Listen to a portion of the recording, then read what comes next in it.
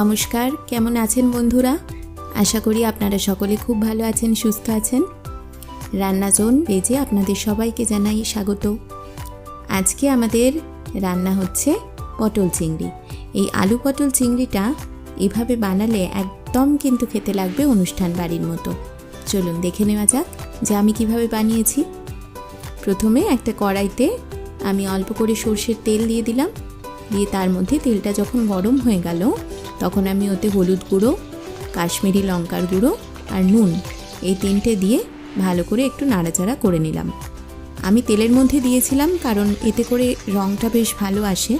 এবার যদি আপনারা মনে করেন যে না তেলে দেবেন না, তো আপনারা তখন সবজিগুলো দিয়ে তার উপর দিয়েও ছড়িয়ে দিতে পারেন।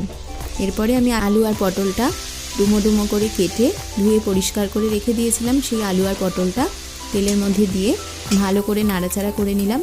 দিয়ে ঢাকা দিয়ে দিয়েছিলাম যাতে করে সুন্দর একটু হালকা সিদ্ধ হয়ে যায় এবং ভাজা ভাজাও থাকে। তো যখন দেখলাম খুলে যে না হয়ে গেছে পুরোপুরি, তখন আমি আলু পটলটাকে তুলে নিয়ে অন্য একটা পাত্রে রেখে দিলাম। এরপরে আমি আবার অল্প করে একটু সর্ষের তেল দিলাম। আর এই রান্নাটা চেষ্টা করবেন আপনারা সর্ষের তেলেই করতে, তাতে করে বেশ স্বাদটা ভালোই আসে। এবারে আমি আগে থেকে চিংড়ি মাছগুলো ধুয়ে বেছে রেখেছিলাম পরিষ্কার করে এবং হালকা হলুদ আর নুন মাখিয়ে রেখেছিলাম। তো সেই চিংড়ি মাছগুলো তেলের মধ্যে দিয়ে দিলাম। খুব বেশি চিংড়ি মাছগুলোকে ভাজার দরকার পড়ে না। চিংড়ি মাছ বেশি ভাজলে কীরকম একটা রাবারি রাবারি হয়ে যায়। তো অল্প হালকা হাতেই একদম নাড়াচাড়া করে নিলাম। ভালো মতো যখন একটু রং এসে গেল, একটু ভাজা ভাজা হয়ে গেছে দেখলাম, তখন আমি চিংড়ি মাছগুলোকে তুলে নিলাম। চেষ্টা করবেন একদম ছোট চিংড়ি মাছ না দিয়ে একটু মাঝারি মাপের চিংড়ি মাছগুলো দিতে, তাহলে যখন খাবেন তখন বেশ মুখে পড়লে ভালো লাগবে আর কি খেতে এটা। তো দেখুন এখানে আমার চিংড়ি মাছগুলো ভাজা হয়ে গেছে, আমি তুলে নিচ্ছি অন্য একটা পাত্রে। ওই কড়াইয়ের মধ্যে আবার অল্প করে একটুখানি তেল দিলাম। তেলের মধ্যে এবারে আমি একটুখানি গরম মশলা ফোড়ন দেবো। আপনারা চাইলে তেজপাতাও দিতে পারেন, আমি তেজপাতাটা হাতের কাছে পাইনি তখন। তো শুকনো লঙ্কা, দারচিনি, এলাচ আর লবঙ্গ অল্প করে একটুখানি ফোড়ন দিলাম। দিয়ে হালকা হাতে একটু নাড়াচাড়া করে নিলাম। অল্প করে একটু জিরেও মিশিয়ে দেবেন তেলের মধ্যে, তাহলে ভালো লাগবে।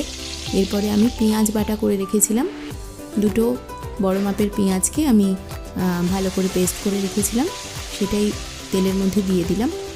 তো পেঁয়াজের পেস্টটা দেওয়ার পরে দেখুন ভালো করে একটু নাড়াচাড়া করে নিয়ে এর মধ্যে আমি দিয়ে দিচ্ছি আদা রসুনের পেস্টটা।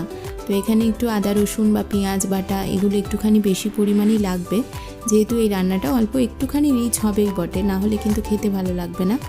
তো একটু চেষ্টা করবেন বেশি করেই দিতে। তো পেঁয়াজ আর এই আদা রসুন বাটাটা দেওয়া হয়ে গেলে ভালো করে এটাকে কষিয়ে নেবেন।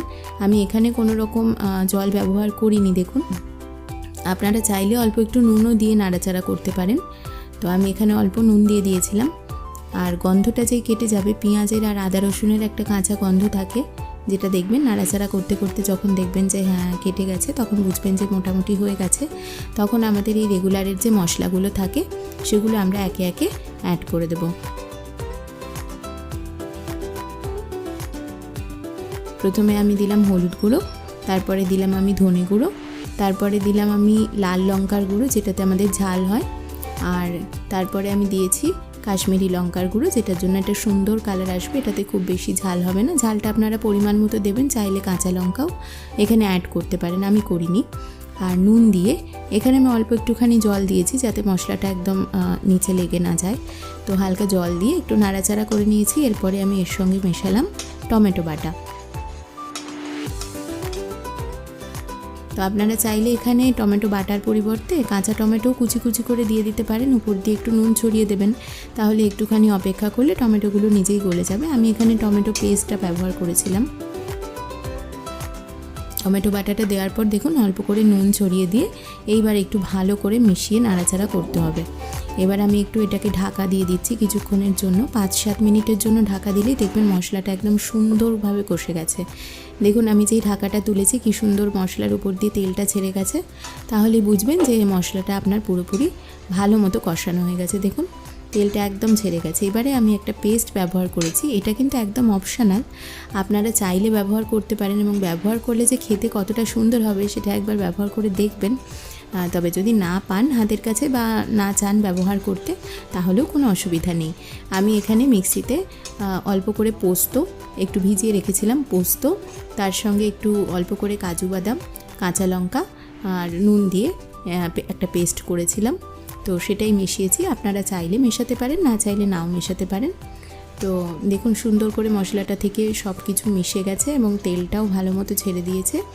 এই সময় আমি সেই আগে থেকে যে আলু পটলটা ভেজে রাখলাম, তখন আলু পটল চিংড়ি মাছ আলাদা করে, তো সেই আলু পটলটা দিয়ে দিলাম। আর এর সঙ্গে আমি একেবারেই চিংড়ি মাছটাও দিয়ে দেবো। আপনারা চাইলে একটু পরেও চিংড়ি মাছটা অ্যাড করতে পারেন, কিন্তু আমি একসঙ্গেই দিয়ে কষিয়ে নিয়েছি, তাতে করে আমার সুবিধা হয়েছে, সময়টাও একটু বেঁচে গেছে। তো এখানে আমি আলু পটল আর চিংড়ি মাছ একসঙ্গে দিয়ে ভালো করে কষাতে থাকবো এবং মশলাটা যেন পুরোপুরি একদম তরকারির মধ্যে মিশে যায় সেদিকটায় খেয়াল রাখবো। ভালো করে কষাবেন, এই জায়গাটাতে কোনো রকম জল দেবেন না, হাই ফ্লেমেই ভালো করে কষাতে থাকবেন, তাতে করে স্বাদটা ভালো আসবে। এবং যখন দেখবেন যে মশলাটা পুরোপুরিভাবে মিশে গেছে তরকারির সঙ্গে, তখন আপনি জল ব্যবহার করবেন এবং জলটা আপনি আন্দাজ মতো বুঝেই ব্যবহার করবেন, কারণ এই তরকারিটা তো খুব একটা ঝোল হবে না, একটু গামাখা তরকারি হবে। তো সেই বুঝেই জলটা দেবেন, যাতে করে একটু ভালো করে ফুটেও যেতে পারে এবং ফুটে গেলে একটু কমেও যাবে, কারণ এখানে আলু রয়েছে, জলটা একটু টেনেই যাবে। তো আমি সেই বুঝেই পরিমাণ মতো জলটা ব্যবহার করেছি এবং জলটা দিয়ে আপনারা কিন্তু হাই ফ্লেমেই রেখে দেবেন। যখন দেখবেন যে ফুট ধরে গেছে, তখন আপনারা ঢাকা দিয়ে দেবেন। ঢাকা দিয়ে এটাকে ফুটতে দেবেন ভালো করে। ফুটে গেলে একটু মাঝখানে নেড়ে হালকা হাতে নাড়াচাড়া করে দেবেন খুলে, আর যেহেতু মশলাটা সাইডে চলে আসবে, তো ভালো করে নাড়াচাড়া হয়ে গেলে আবার ঢাকা দিয়ে দেবেন। তারপর শেষে যখন দেখবেন যে হ্যাঁ একদম হয়ে গেছে, আলু পটল সব কিছু ভালো মতো সেদ্ধ হয়ে গেছে এবং ঝোলটাও কমে এসেছে, একটু গামাখা ভাবও হয়ে গেছে, তখন আপনারা ওর সঙ্গে একটুখানি গরম মশলা, চাইলে আপনারা ঘিটাও ব্যবহার করতে পারেন, ওপর দিয়ে গরম মশলা আর ঘি দিয়ে ঢাকা দিয়ে রেখে দেবেন কিছুক্ষণ। তারপরে ঢাকনাটা খুলে আপনারা পরিবেশন করবেন একদম অনুষ্ঠান বাড়ির মতো আলু পটল চিংড়ি। কিন্তু জানাতে কিন্তু ভুলবেন না যে কেমন লাগলো আপনাদের, কেমন করে আপনারা বানালেন, সব কিছু আপনারা এভাবেই ব্যবহার করলেন কিনা, সেগুলো অবশ্যই জানাবেন কমেন্টে।